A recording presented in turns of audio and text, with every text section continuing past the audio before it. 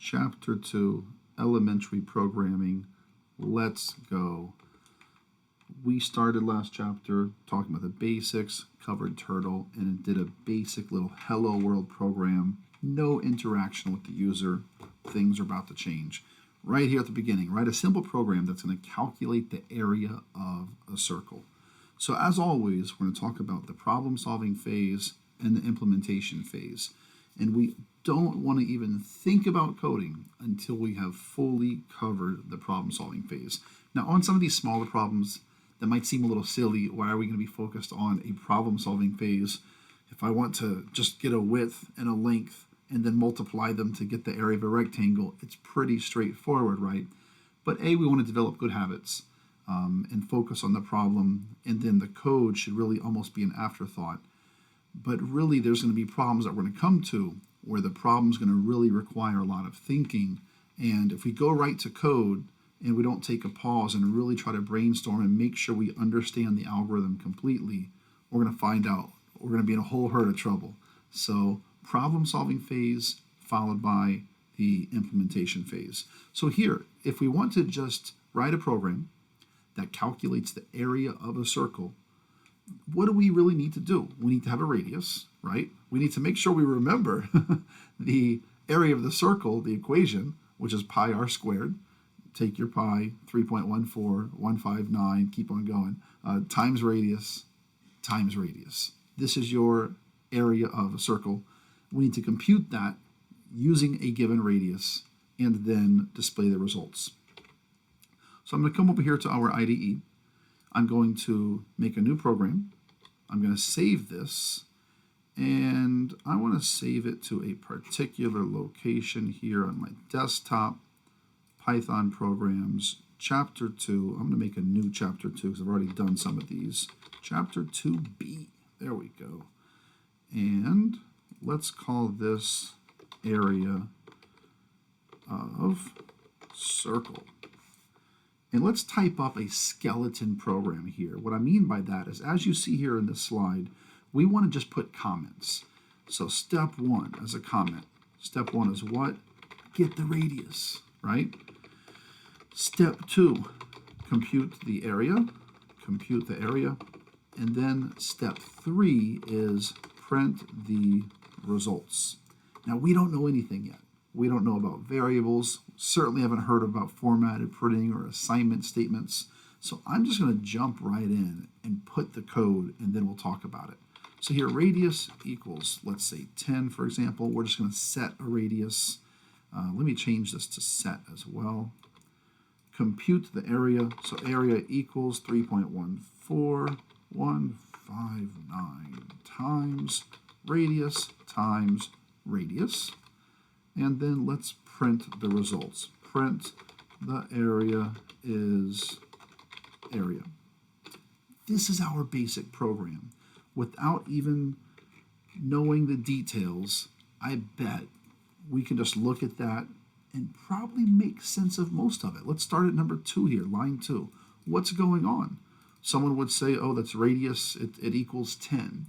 And that's okay to say in English it equals 10, but we want to talk about the details of what is this thing right here. We've known it forever as an equal sign, but that's not really equality. What we're doing is we're saving, kind of like algebra, we're saving a value into a variable. We're saving this 10 into this variable radius. And we'll talk about what is a variable. These are things that we know, but maybe we don't know the details, the finer details, until we cover it here more formally. So we want to save this data into a variable. So here we choose a variable with an appropriate name. Let's not call this x or y or w. In this case, it's a radius, right? And when we're computing area, give it a proper name. If you want to call it area of circle, that works as well. I'll leave it as this, area of a circle. The more descriptive of a name you can have, the better. So choose a good variable name is very important. We'll be echoing that statement, that sentiment throughout the semester. Also the type of data. What do we want to save into radius? Do we want to just save 10? Maybe it's 10.4 is the radius, right? I'm sorry, is the radius. 10.4. And let's run this one. Now we get a completely different answer. Maybe I want to make this 7.83. And we run it again, and we get a different area of the circle. Do we want to only allow whole numbers to be saved into the radius, right? Or do you want to allow a real number, 11.24, to be saved into the radius? This is the type, the data that you want to be stored into radius. We call it the data type. Is it an integer? Is it a real number? Is it a string of text that we talked about where you have multiple characters all enclosed within quotation marks? So if I were to say first name equals Mary or Marie, there you go. Here's a string of characters all enclosed within quotation marks. This is another type of data. What's nice, it's absolutely, I love it, about Python is we don't have to worry about the type of data. Other languages, let me make a new program, file, new, save, and I don't have a garbage in here, but I have a garbage right here. There we go. No, let me hit cancel. I already have that. File, open. Let's open up garbage. So if this were a different language, I would have to do this. Int x equals 4. Double y equals, let's make this GPA, equals 3.97 for the GPA. Equals 3.97. String first name equals Michaela. Right? This would be, in other languages, you would have to define the data type of this variable x. Right? X is a variable we're saving for into it. We'd have to specify, oh, x is an integer. Or GPA, what kind of data is this? Oh, this is a real number. Don't worry about what these things mean, double or int. That's a different course. Or Michaela, it's going to be saved into this variable first name. It's going to be a string. See, Python makes that super easy. You don't need these things at all. And Python dynamically understands the type of data that you're looking to save in this variable. We're saving, Python recognizes, oh, we're saving an integer, the number 4 into x. We're saving a real number, 3.97 into GPA. And here Python sees we're saving a string, Michaela, into first name. So it automatically figures out the data type according to the value that we're assigning in the variable. So here's a particular solution, pretty similar to what I had already typed up. You have a radius. You calculate the area of the circle by multiplying the radius times pi, and then we print the result. So let's talk more about assignment statements. File, new, let's save, and let's call this assignment statements. What is an assignment statement in Python? X equals 9. This equals sign that we call equals, that's an assignment statement. When you see an assignment statement, let me come write this over here. When you see x equals 9, let me even back up, make this even smaller or larger. When I see x equals 9, your eyes, when you see this right here, that's an assignment statement, your eyes should come to the right side of that statement. And you see, oh, I got a number 9 there. Cool. What happens? Well, we take that number 9 and we assign it into the variable. So now what is saved in x? For our purposes right now, we can just pretend that we have a variable and 9 is saved inside of it. I'll talk about next week how that's not quite completely true. It's maybe a little bit more complicated than that, but it's very valuable to know why that's not true as well. But for all intents and purposes, know that you have this variable x, it's in memory, and we have this 9 that's effectively being saved into x. So that is the assignment statement, where we take what is on the right side of this assignment operator, Let me write that down. The assignment operator is this. That is not equals. That's the assignment operator. We take what is on the right and we save it into the variable that is on the left. So here on step 2, we took the radius times 3.14159, and we assigned that result into, I'm trying to get back to Thani, and we assigned that result back into this variable area of a circle. So even when we went to the right side of this assignment, we actually computed that result and then assigned all of that into area of a circle. And then finally, step 3, print the results. Now notice this is kind of funky when I say print the results and we see the area is area of circle. What's going on? Well, we've talked about strings, how we have this string of text here that we want to print. This is a print function. Well, for the print function, we can send to it many, and I'll just call them things for now. We can send to the print function many things, and we separate those things by commas. And this is the baby way of printing. We're going to look at the more sophisticated way of printing next week. But well, we're babies in Python, so the baby way of printing is we're going to send to this print function multiple things that we're going to separate by commas. So with that in mind, how many things did we send to this print function above? We'll look for the commas. We sent over this first thing, which is a string of text, and we sent over this second thing to the print function, which is this variable, area of a circle. And we had just computed this information and we saved it into that variable. So now when I make the radius 10, and I have 10 times 3.14159, I get this is my result, 314.159. That is what is saved inside area of a circle. So what I want to do is turn on variables here within the editor. I'm going to close assistant, which will pop up inevitably when I'm going to have an error.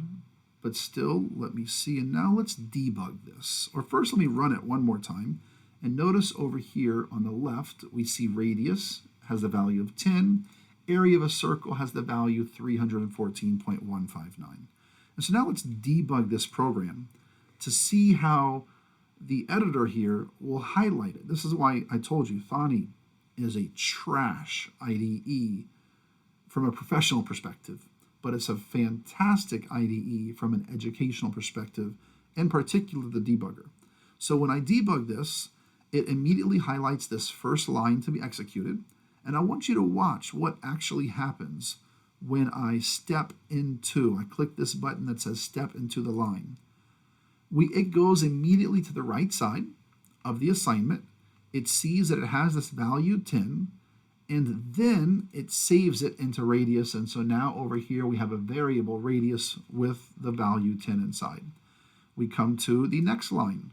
It goes to the right side of the assignment statement again, and it's going to perform this mathematical computation.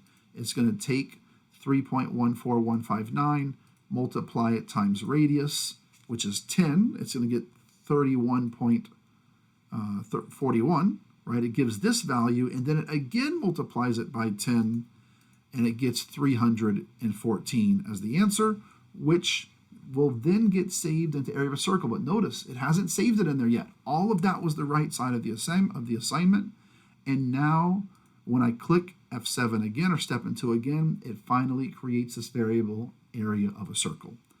Now we have the print statement. What are we printing? Thani will examine the print statement. We have two things that are separated by commas. The first thing is the area is. That gets printed, and will get combined with area of a circle, which is this value 314.159, and we print the result. And that is the end of the program. So here, even that print statement, and if you notice on the slide, how many things do I have on this print statement? I printed a more sophisticated. Instead of just saying the area is, I said the area for the circle of radius blank is blank. So how many things are inside this print statement? 1, 2, 3, 4 things, and we therefore have 3 commas separating those 4 things. So here's a trace of this program. We set 20 to radius, we compute the area, and then we ultimately print the result, which we really just did with a debugger anyway. So here's a great second program to practice. With all of that in mind, it says translate the following algorithm into Python code. Write a program that will convert miles to kilometers. We want to set some number of miles, and we want to convert those miles to kilometers using this equation that 1 mile equals 1.609 kilometers. So check this out. Let's not recreate the wheel. Let's make a brand new program, but first, before we start, let's highlight all of this that we just coded. Now I copy it with Control-C. Let's make a new program, save, let's call this miles to kilometers. And I'm going to paste that code from my area of a circle program. I'm not calculating the area of a circle, but the code's going to be the same, so why recreate the wheel? Let's use this same overall skeleton here. So let's start by changing the comments. I'm not going to set the radius, I'm going to set the miles. I'm not going to compute the area, which was misspelled. Let me go fix that. I'm not going to compute the area. Instead, I'm going to compute the kilometers. And I'll put here 1 mile equals 1.609 kilometers. And next we have, let me just move this over or close that. Next we have print the results. So the comments are set. So now we want to set the miles. Well, so it's not radius, it's just miles. And we can say miles equals 10, no harm, no foul. Area of circle, we're not calculating a circle anymore. Now we're trying to calculate kilometers. And what is the equation for kilometers? Here's where we have to take pause and think. Well, if I said that 1 mile equals 1.609 kilometers, what would 2 miles be equal to? How would you get 2 miles? Well, you'd take 2 and you would multiply it by 1.609, right? That would be if it were 2 miles. What about if it were 3 miles? It would be 3 times 1.609. Or 10 miles would be 10 times 1.609. Now, we want our program to work regardless of the number of miles, whether it be 2, 10, or 11.5 miles. We just multiply that times 1.609. But we don't want to type 11.5 right here. We want to use the value that we saved into this variable above. So I'm merely just going to put miles right there in the same way that we had a radius above and we used radius right here. And I didn't even talk about this asterisk. You probably already realized it, even though I didn't talk about it. That's the multiplication operator. It's not an X, what we see in elementary school for multiplication. In programming languages, multiplication, we use Shift 8, which is the asterisk. So come back to miles to kilometers. Here we make our conversion. We multiply miles times 1.609. We get the kilometers, and now we're ready to print. Let's make a nicer sounding print statement. How about we want to print something like this? Let's say 10 miles is 16.09 kilometers. We want to print that. So how can we do that? Well, the first thing we're printing here is the value that is saved inside this variable miles. So I'm going to copy that. I'm going to print that. That's the first thing I'm going to print. Now I want to print a line of text. Miles is, right? I'm just going across 10. This came from the variable miles. Now I want to print this, miles is. Now I want to print the kilometers that I calculated. So that's the third thing I'm going to print. And then finally, what I want to print is this word kilometers, which is a string of text, and that'll be the fourth thing I'm going to print. So now let's run this code. 10 miles is in fact 16.09 kilometers. What if I made it 2 miles? Let's run that. 2 miles is 3.218 kilometers. So a pretty straightforward experience to go from this program of calculating the area to this program calculating the kilometers from miles, because it's the same setup. Ultimately, given some data, take that data, perform a calculation, print the result. Those 3 steps. Set the data, set the miles, perform a calculation, print the result. Pretty straightforward. But that's been boring until now. It's not been super exciting. We're not actually interacting at all with the user. Now we can actually begin interacting with the user, and we're going to read input from them. So we want to introduce a new concept, which is to use the input function. And so I'm going to let's edit. Which one do we want to edit? We're going to be editing next the area of a circle program. So first let's talk about input.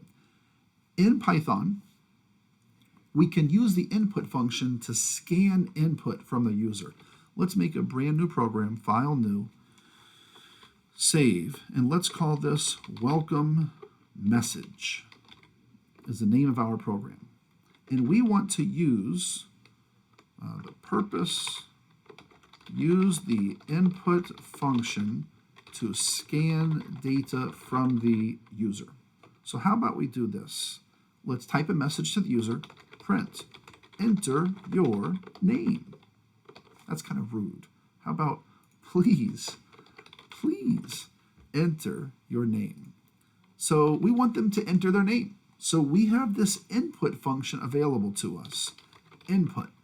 What does this input function do? What does the input function, I want to put parentheses, input function do? And I want to remind you that how do we know that something is a function? It's parentheses. Anytime we see a pair of parentheses, we know that thing is a function. So if you were to see in Python this, followed by parentheses, whatever the heck that is, you know it's a function. And it has a special task it can do. We've thus far only seen the print function. So now what does the input function do? What it does is it scans, or you could say reads, all data entered from the keyboard by the user. So it reads all, let me say it a different way. It transfers control of the program to the user. That's the first thing it does. And it scans or reads, or the best word that is used in programming lingo is it consumes all data entered by the user into the keyboard, via the keyboard, until when? When does it stop consuming data from a keyboard? Until the user enters the enter key. So the input function, when you use the input function, the program's actually going to wait on the user until the user starts typing data and then clicks the enter key. And the input function will scan all of that. So let's run this program right now. Let's hit run. Please enter your name. Notice the cursor right here. It's waiting. It's waiting on me, the user, to now interact. And I type in my name, Dr. Cazalas. Enter. Program worked, but nothing happened. Like, what did we expect to happen? We didn't put anything else, right? Well, two things happened. We prompted the user and we scanned that input, but we didn't save it. So Python went and it used the input function. It took all of the data that I entered. It took this D, the R, the period, the space, all these characters. It scanned them and it saved them. But we chose as the programmer not to save that. So we really should have done something like this. Name equals. So check that out. What's happening with this? Now we come to the right side because this is an assignment. Our eyes should see, oh, that's an assignment. What do we do? Well, the right side of the assignment says input. What does that do? It turns control over to the user, and now the user is going to input data and then hit enter via the keyboard. So let's now run this program. In fact, let's debug this program. Please, let me hit stop, actually turn on variables again. View, variables, debug.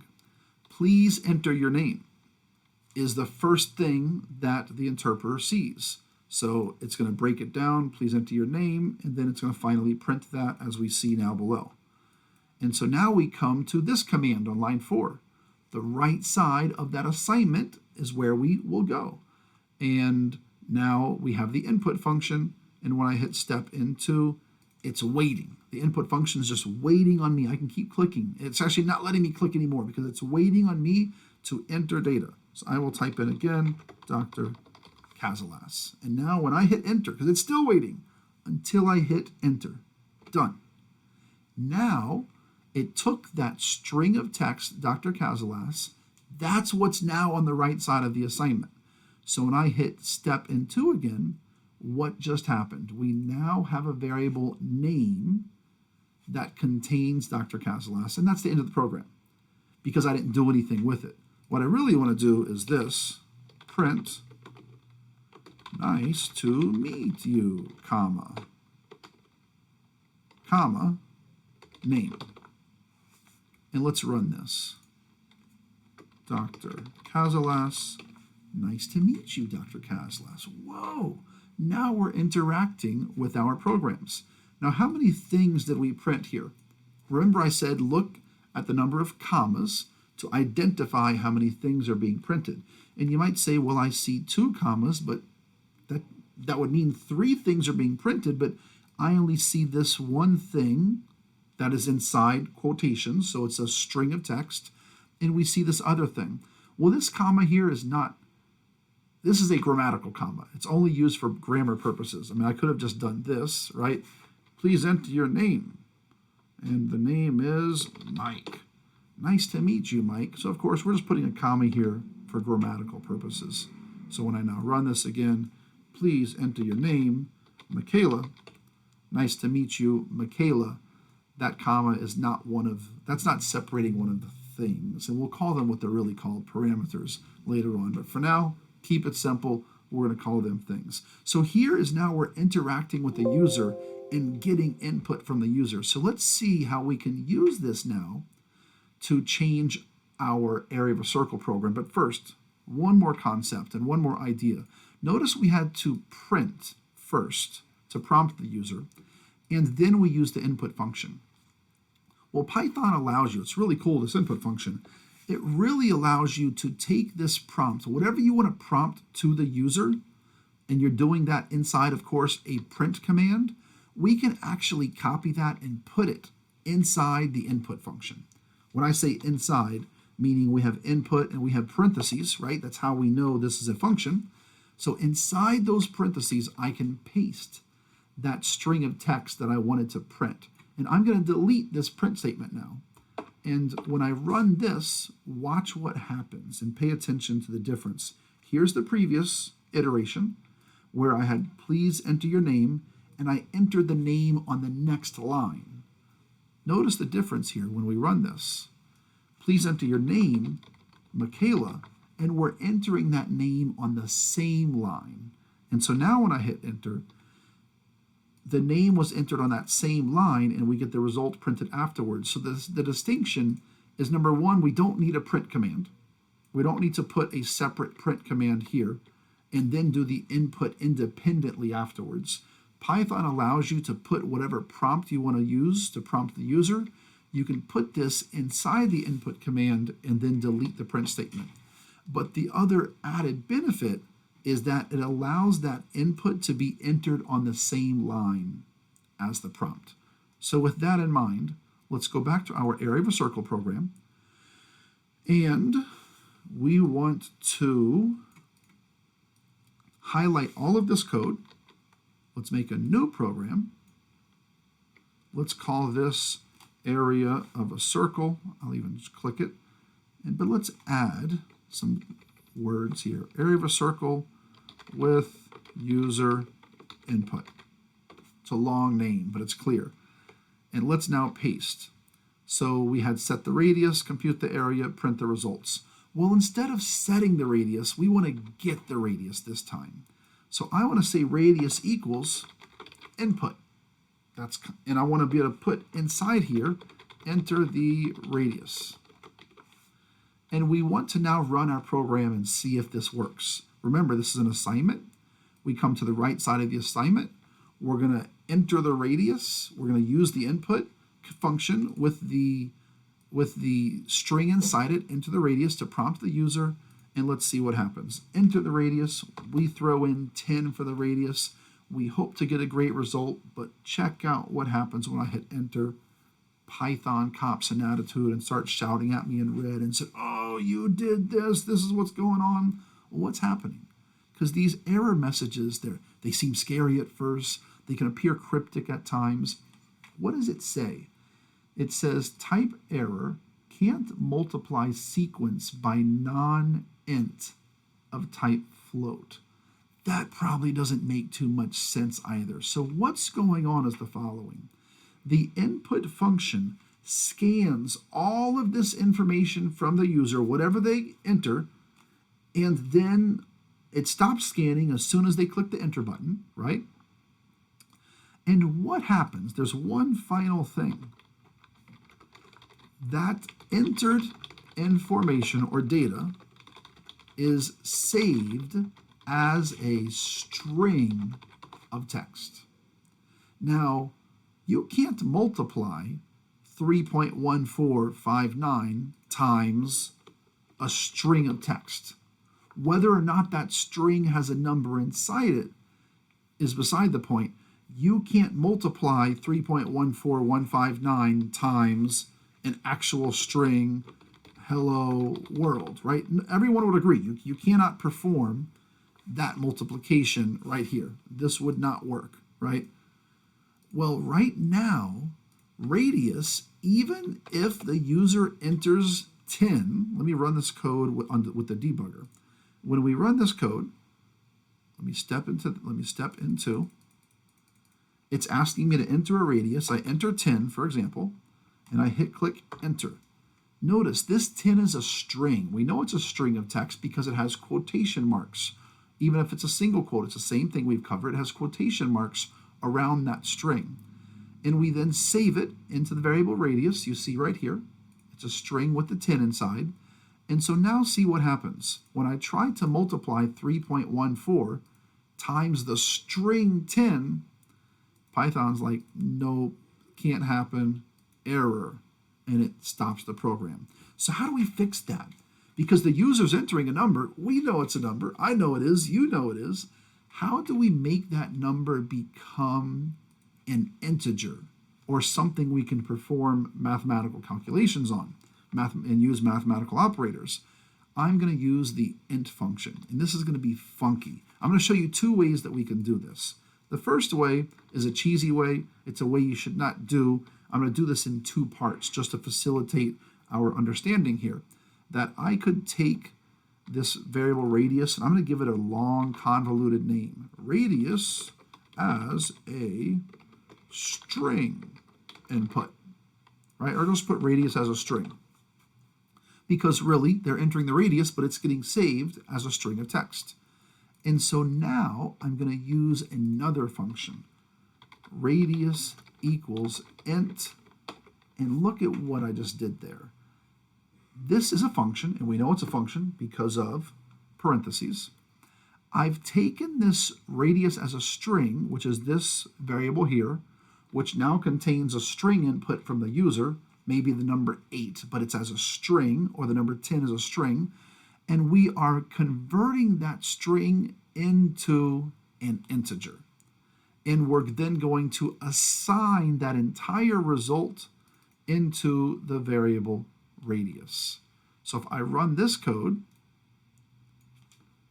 enter the radius 10, it works just fine. We get 314. Enter the radius 8, it works just fine. We get an area of 201. So I said this is the cheesy way, like you would never do, pardon me, you would never do that in 2 lines of code. Instead, what you would do is, because notice we're really getting the input from the user, we're saving it into a variable, and then we're taking that variable and we're sending it to the int function to make it as an integer. So, and then we're saving that result into radius. Well, you can really make this happen in one go. I can go back to what it was, radius equals, and then I have this. And what's going on here? Some explanation. We use the int function to convert something to an integer. What is that something? Simply look inside. What is inside the int function? We don't have like a string of text, for example, inside the int function. We don't have some number 8 inside the int function as a string. Instead, what do we have inside the int function? We have another function, the input function. And what's inside the input function? This string to be printed. So if we debug this, I think that's the best way to see what's really happening here. So let's step into, so let me hit stop. So when I hit the debugger, the first line is highlighted. Java looks on the right side, it's an assignment statement. And Java sees, okay, we have an int function. What's inside that? An input function. What's inside that? A string of text that we need to print. So Java prints that string of text, and now it's waiting for me, the user, to interact. So I put a 10, and it's still waiting, and I hit enter. So what happens is that input function is now replaced with this string of text that I inputted. And we see that string right here, 1, 0, and it's a string because it's enclosed inside a pair of quotation marks. So now I click this step into again, and now Python is going to try to convert that string into an integer, which it does. It's now just 10, and we save 10 into radius, and we now have the variable radius. I'm going to click through this quickly. We now compute the area. The area is 314, which is saved into this variable area of circle. And then finally, we print the result. So now we've read this input from the console. We've learned about the input function. We've learned about the int function. Super, super, super helpful. Also here in the slides, we see an eval function. This one is more general. So here, this int function, we literally said, make this an integer, convert it to an integer. Well, what if I had run this code and the user put 10.5 as the radius? That's not an integer. That's a real number. So when I hit enter, Python starts shouting at me. Deservedly so, right? Python should shout. At first, I'm like, what's going on? Why is it shouting? I'm so confused. And then, well, let's realize, let's go read. Invalid literal for int 10. For int with base 10. That's kind of confusing, but invalid literal, we didn't cover that word literal. It's going to come up soon. It's really referring to the value that's being saved inside a variable. Invalid value, and then you realize, oh, I'm converting to an int. That's a problem. We're not confused. So how do we not convert to an int, but we can use any number? You could use eval. What eval does is it's going to try to evaluate, convert, but convert not just an integer, convert other things, including mathematical expressions. So here when I put 10.5, that's going to work just fine. That's the eval function. So the eval function, similar to int function, it allows you to enter a number, but it can actually evaluate several things. So 34.5 would return as a string, would return 34.5, but eval of 3 plus 4 would return 7, or eval of this expression, it'll perform all of that calculation for you and return the answer. So here is a sample result that is shown here in the slides. Let's keep going. Compute the average of 3 numbers. What is the average of 3 numbers? Again, problem-solving phase. We need to get those numbers from the user. We need to, each one at a time, get the numbers. And do we want to keep it simple and only get integers from the user? We could use the int function. Do you want to allow the user to enter real numbers? We could use the eval function. And we want to get each one at a time. Then we want to compute the average, and then finally display the result. So here's the overall algorithm that we want to use. Let's now set up the same skeleton code.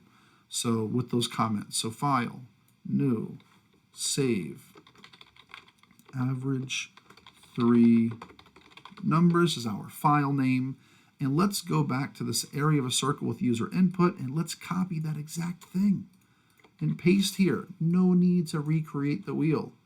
Get the 3 numbers. So let's stick with integers to keep it easy. So I'll use int input, enter the first number. And we need to give it an appropriate variable name. How about num1? And let's type that again. Num2 equals int input, enter the second number. And then finally, realizing that that's basically the same thing, we can just copy paste and make this third number, and we save it into num3. Compute the average. So now we need to get the average of 3 numbers. So first of all, let's change this variable. It's no longer area of a circle, it's average. And then finally, on the right side, what is the average of 3 numbers? Well, it's the 3 numbers. We add them together, and then we divide that by 3. Now, if I did this computation as you see it, it would give you an incorrect result. And some of you are probably watching, shouting at your screen, oh, you made a mistake. Because even in elementary school, we've learned if you did this, even if you did this on a calculator without hitting enter until the very end, what's going to happen is this right here, this operation, the division, will be performed first. And to that result, we will add the value inside num2, and we'll add to that the value inside num1, which is not what we want, right? That's not the average of 3 numbers. Well, what do you do to get the average of 3 numbers? You have to add all 3 together first in parentheses, and then you divide that by 3, and let's merely change the output. The average is average. And now let's run this and see what we get. Enter the first number, 1, second number 2, third number 3. The average is 2.0, which is precisely what we wanted. So let me run this again, try another one. How about 8? How about another 8? That's 16. Let's go to 23, so it'll be a nice division. 7. 7.66 is the average. So once again, this program, super similar. They're all looking similar, the same 3 steps. Get information from the user, perform computation, print the results. That's all we're doing again and again and again with different storylines. Getting a radius, performing computation, printing the area, getting some miles, performing computation, printing the kilometers, and then getting 3 numbers now, performing some computation, and now printing their average. Overall, same idea for each problem. This slide was just showing, it's just trash. You shouldn't even do this. It's showing that if you're adding things together, you can use the backslash symbol. That's trash. Or ignore that from your mind. You should never do that. Absolutely trash. Identifiers, a new term for us. What is an identifier? In fact, we've been using identifiers throughout all of these programs. The identifiers are the names, or the variables are an example of an identifier. They're the names that identify components of your program, such as variables, such as functions. And every language gets very specific on what an identifier can include. Python, an identifier can include letters, numbers, or underscores. So letters, digits, and underscores. And an identifier must start with a letter or an underscore. It cannot start with a digit. Also, an identifier cannot be a reserved word. And finally, they can be of any length. So here are some legal identifiers that we've already seen. Area, radius, number 1 or num1. Here are examples of illegal identifiers. 2a is an illegal identifier.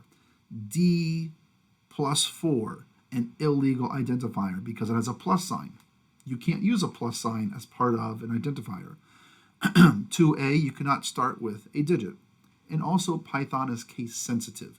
So even though all three of these say the word area, that's actually three independent identifiers. Variables simply are identifiers in your program that we're using to store data into, and we can change the value of those variables. That's why they're called variables. So here's that area of a circle program.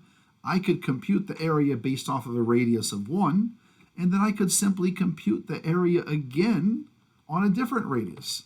Let's come over here. I can do this area of a circle with user input. I could take all of this code, and I can just run it again, back to back. Or run it one time, but ask it again. Enter the radius. Let's enter 5. The area is this. Enter the radius again. Now the area is something different. So those are variables, and we can change what is saved into those variables. Assignment statements, this is great. We've fully covered this already. Just make sure whenever you see an assignment statement, that equal sign, that's an assignment, your eyes need to go to the right. You need to look to the right side of the assignment statement, and then make sure we save whatever's on the right into the left of that assignment statement. And those were examples here on the slide. If we look at this example, x equals 2x plus 1. Now in mathematics, that's an equation, but once again in Python and programming, that's an assignment. So we start on the right side, we take whatever that right side is, we evaluate it using the value that x had previously, maybe up above. Let me come to the garbage program. Here we have x equals 4, and now we get x equals 2 times x plus 1. So what happens is, this is getting more complicated than we know right now, but it's okay. We come to the right side, evaluate that right side, which is 2 times the previous value of x, which is 2 times 4, which is 8, plus 1 is 9, and then we print x, and we're going to print the value 9. So make sure we understand that we start on the right side and we save it into the left. Also funky is that we can perform multiple assignments at once. I could say A equals B equals C equals 5. And I can print each one of these individually.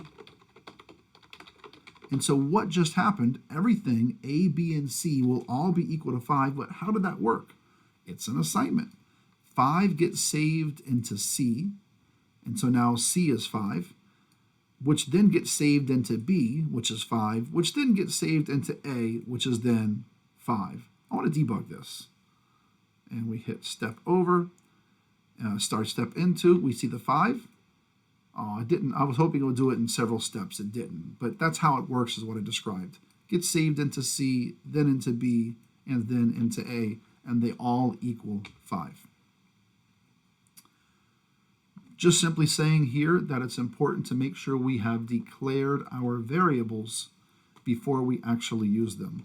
So because it's going to be very common that we're going to have a variable, we're going to have this statement here, x equals x plus 1. It's very common to change the value of a variable and maybe increment it by 1 or increment it by some other number, maybe by 5. It's very common to do this in programming languages. So here, if I were to say x equals 5, one more time, what this is doing, since this is an assignment statement, we can start on the right side, and it doesn't matter that we have x here and x here. Because this assignment, we start on the right side, and it says take whatever x was, which was 5, and then add 1 to it, take that result 6, and save it into x. And in fact, let's debug this, print x, so we can see that in action. So we see x is 5. We're going to get a variable, x equals 5 right here. And then we now come to the statement on line 4. We look at the right side of the assignment, x plus 1. It's going to take the previous value of x, which was 5, and it inserts that there. 5 plus 1, of course, is 6. And then we save that into the variable x. So notice x is still 5 because I haven't saved it yet. And finally, when I saved it, or I clicked to the next line, x then became 6. Swapping two values, a famous problem in every programming language that is covered. Imagine you have two values, x and y. Let's do a and b. Let's do a equals 7, b equals 8, and we would like to swap those two values. We want a to be 8 and b to be 7. You might think, well, no problem, just do this. A equals 8, b equals 7. Okay, well, that worked because I knew what was inside 7, and a and b, I knew what was inside them. But what if I had asked the user to enter a value, enter an integer, right? We want to ask the user for this. And then we want to ask them to enter the integer for b. And we want to save it into the variable b. And maybe we want to print those two values. A is blank, a is a, print b is b. Run this code, pretty straightforward. Now we enter 7 and 8, and we get the values. What if the user had entered 5 and 6?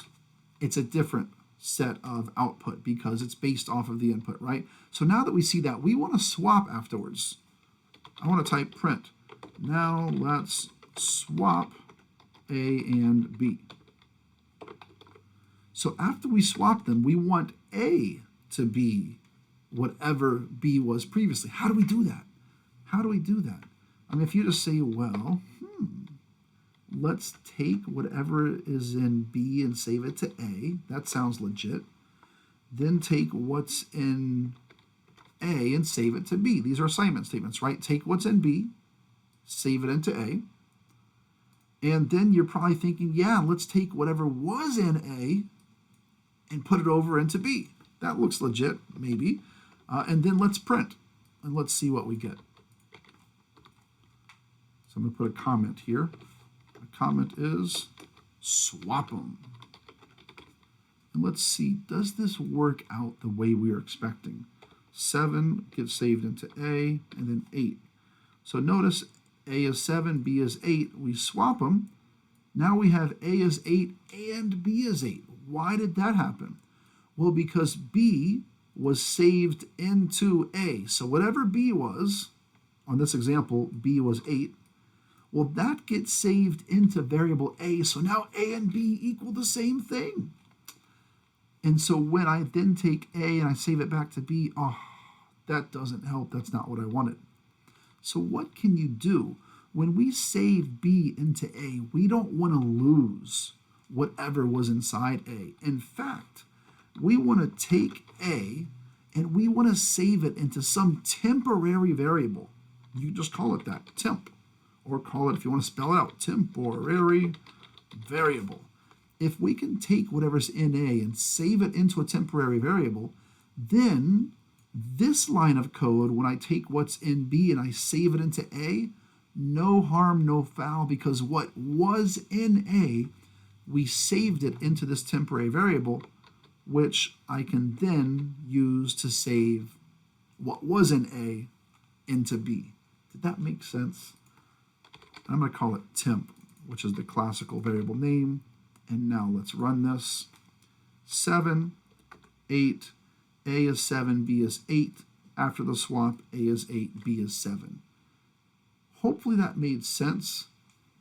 If not, not a big deal, because now I want to show you the cool Pythonic way of doing this. That's the classical way. The Pythonic way of doing this is as follows. AB equals BA. That's it. No temp. Under the hood, there is a temp being used, but that's not our problem. We don't need to look under the hood. It's really just taking those values, B and A, we're swapping them using this one line of code. It's really taking this B and it saves it here. Take whatever's in A, saves it here. Super efficient, super quick, and we get the exact same result. That's swapping two values, and that's simultaneous assignment in Python. Super cool. Here's the classical way, which requires a bit more thought, the recognition that you need this temporary variable. And then we saw the simultaneous assignment in Python. So this is actually called swap them via simultaneous assignment. is the official term for what we did right there, which is super cool. Next, we briefly talk about constants. What is a constant? Well, again, this is something we know from mathematics. We come back to this area of a circle program with user input. We were multiplying pi times radius squared, right? Pi times radius times radius. Pi is not a value that changes. Pi is a constant. And in short, because it's a constant, you'd really want to just make it as a value in your program, or in this case, a constant. So let's make a constant for pi. And I'm going to just type pi equals this. I give it the value, so I'm assigning this value into this variable. And I'm going to use that variable right here for my calculation. Now, that's a constant. You should not change that again in your program. Many programming languages actually have constants that are explicitly labeled as such that you cannot change their value. So if I were to say later pi equals 5 in some other programming language, it wouldn't even let me to do that. It wouldn't allow me to do that because I would have specifically labeled that variable as a constant, and I can't change it. Python, unfortunately, does not allow us to have variables that cannot get reassigned values. You can always change the value of a variable. There's no way to force it to become a constant wherein you can't change its value. Python just does not give us that ability. So how do we still use constants? Well, we use the almost universally accepted style. So the reader knows that the given value is a constant. And the style guideline is simply, if you're having a constant, the variable name should be fully capitalized. That tells other developers, it tells the reader that this in fact is intended as a named constant. So you just make sure it's fully uppercase. And again, the purpose is just for ease. If you have a constant, A, you don't want to be it's a constant, you don't want to change it, but B, you want it very easily identifiable by any reader of your program. You're working on a team, so they know that you were intending that to be a constant. So we talked about integers, and then we want to get to more holistically the type of data that you can save into your variables. Normally we're going to be dealing with a lot of numeric data, integers, real numbers. Int we use for short when we're talking about integers. For real numbers, in programming we call this floating point values, and I'll talk more later on where that actually comes from. But if you hear the word float, or if you see the float or the word float or real or floating point value, know that we're talking about real numbers. How do we distinguish between an int and a float in Python? If a number has a decimal point, it is a floating point number, period. It's that simple. If I come back to this garbage program, if I say x equals 5, that's an integer. But as soon as I say 5.0, that is now a real number, or in programming terminology, that is a floating point number, and it's treated differently, certainly for mathematical calculations. And they're stored differently internally. So the following slide shows different operators for our numeric data types, and what's really nice, I'm looking at this, the first 4 operators, really the first 5 operators, there's not much discussion. Certainly the first 4, addition, subtraction, multiplication, division, these are straightforward operators, not much to really discuss here. How about print 10, how about 12 divided by 3? Print that result, you get 4.0. Even though I didn't say, like if I did 12.5, I would expect the result to be with a decimal value, like a real number, right? But even when I said 12 divided by 3, I got 4.0, not 4. And why is because, in fact, when you look at this particular table, we see there's 2 divisions. There's a floating point division. There's also an integer division operator. And what's the difference? The floating point division works like a calculator. It's just going to give you the answer. 12 divided by 3, 4.0. How about 14 divided by 3? It's going to give you 4.6. It works like a calculator. Whereas, if you put 2 forward slashes back to back, that's also division in Python, That's called integer division. Here what it does is it's more closely reminiscent of third grade division that we learned in elementary school. And this is just simply giving you the whole number result of that division. Even if I made this 14 divided by 3, it still gives you 4. And you're like, what are you talking about? So let's come over here to the tablet and let's make sense of this. Let me come erase all of this that I have here first. And if I then say, what is, we had 14 divided by 3. Well, what's the answer? Bring yourself back to elementary school. Well, the answer is 4 is how many times 3 goes into 14. We then, as you know, we multiply that together. 4 times 3, we get 12. And then we subtract 14 minus 12, and we get 2 as the remainder. So 14 divided by 3 is, in fact, 4. So in programming in Python, we can calculate that by this, 2 forward slashes, and that gives us 4, which is this result right here. And then finally, what about this remainder? How do we actually get that remainder? Well, that we can do in programming by using a new operator called mod. And so we say 14 mod 3. What does that give us? That gives us this remainder from right here. So 14 forward slash 3 gives you the whole number result from the top of that elementary school division. And then 14 mod 3, it gives you the remainder from that elementary school division. So coming back to the slides, we're going to see many examples of that in just a few minutes. Here's division, here's integer division. So it's called integer division because it's giving you just the whole number answer, which is an integer. Exponents in Python, if you see, I can take 4, I can raise 4 to the 1/2 power, which is really a square root. We could also, I could take, how about 2 exponent 3, that'll be 2 raised to the 3rd power, which will give us 8, right? All of these things, addition, subtraction, not much talk needs to hopefully happen on that. But finally, the percent, the mod operator is exactly as I just showed you. So here's many examples. Here's many of the 3rd grade divisions written out, and we can see all of those remainders. The mod operator in practice is very useful. We use it all of the time in programming.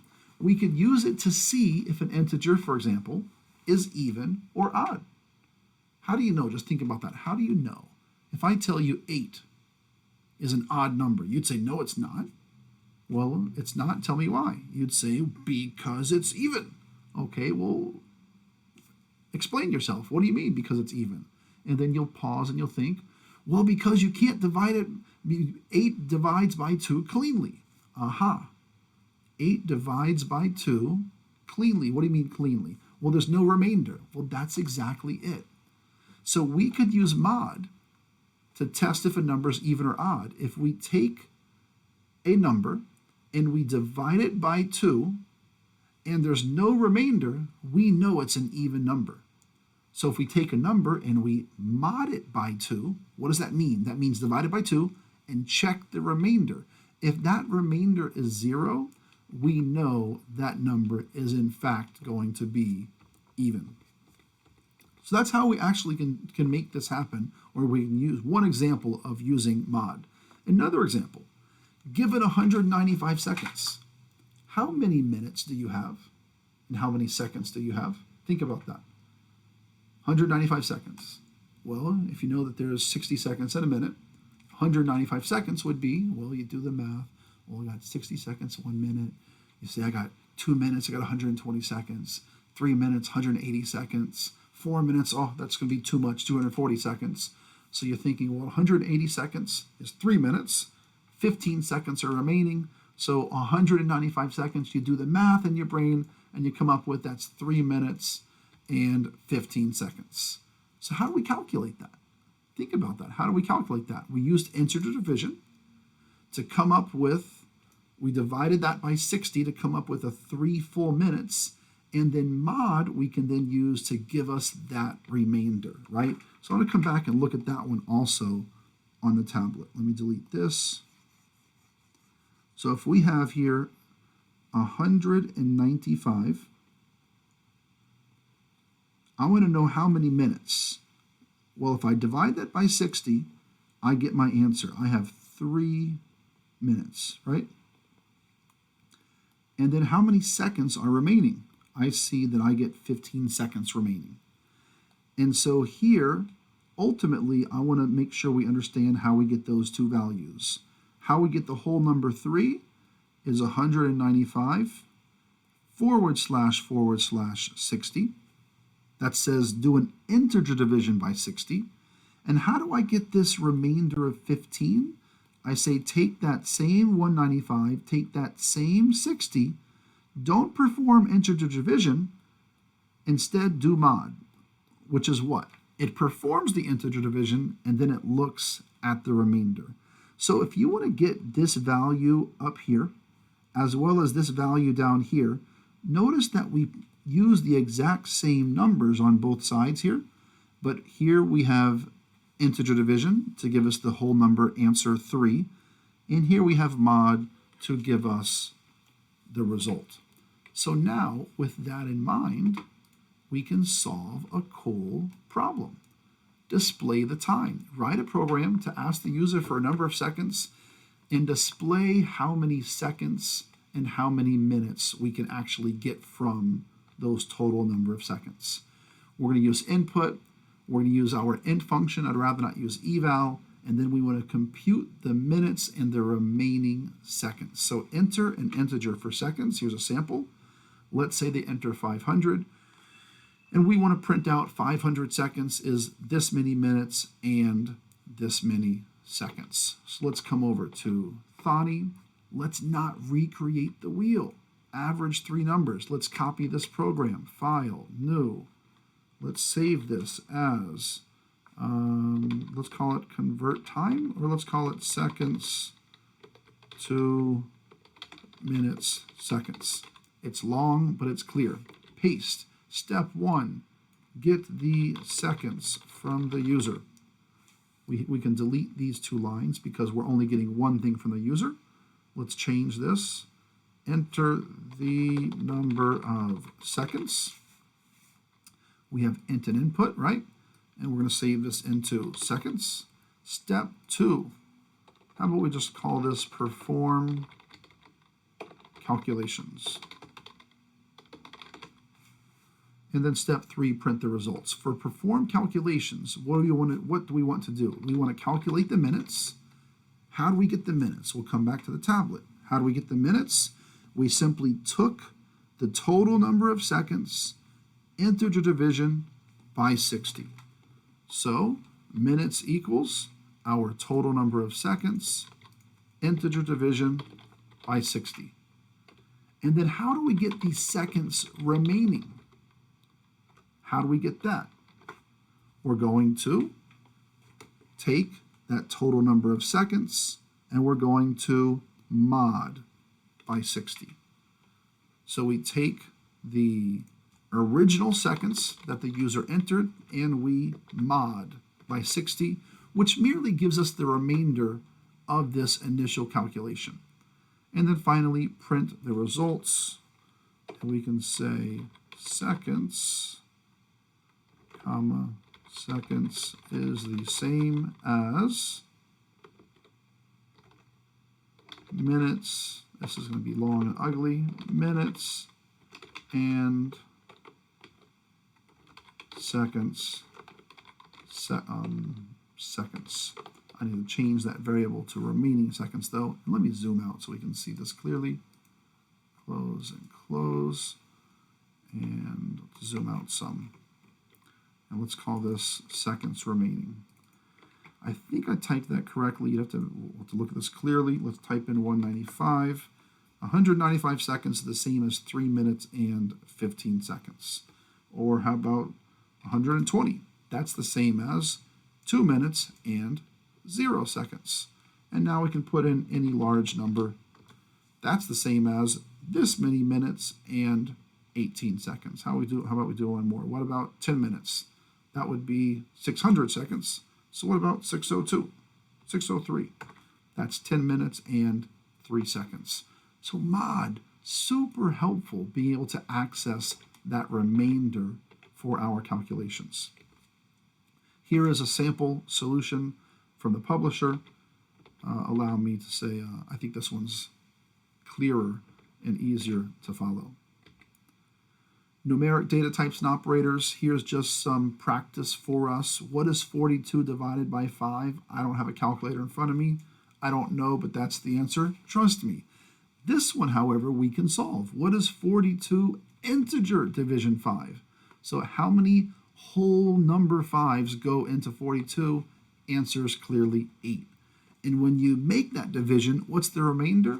The remainder is 2. What about 40 mod 5? Not 42, 40. When you divide 40 by 5, you get a whole number 8. What's the remainder? The remainder is 0.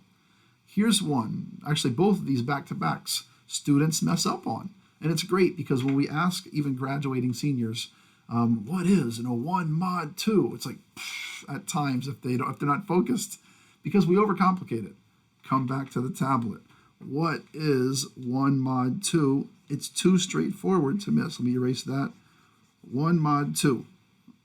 Well, what is 1 mod 2? It merely says take 1, divide it by 2. What's the whole number? Answer, 0. And what's the remainder? 1. Therefore, 1 mod 2 is, when we perform the division of 1 divided by 2, we get a remainder of 1. That's all this is say, if you say 1 mod 2, what does that mean? It means perform this division and then show us the remainder. If you think about it that way, mod is super easy. So 1 mod 2 here is, of course, going to be 1. 2 mod 1 will be 0, and here's just other things. I'm not going to try to calculate those at the moment. This is 5 squared, 25, 5.1 squared. I don't know. That's the answer. Evaluating expressions and operator precedence. So we've seen growing up PEMDAS, parentheses, exponent. What comes next? Multiplication, division, addition, subtraction. This order of the order precedence or operator precedence when we're trying to evaluate larger expressions. The same thing is true for programming languages, that you need to evaluate them in the correct order. So given this expression, how do we actually write that in Python? Well, you write it the same way you would do on paper. It can translate very directly as you see here. It may not look very exciting, but you take the 3 plus 4x, which is right here, 3 plus 4 times x. You put that in parentheses before you divide it by 5, minus, and then we have all of this fraction, 10 times y minus 5 times a plus b plus c.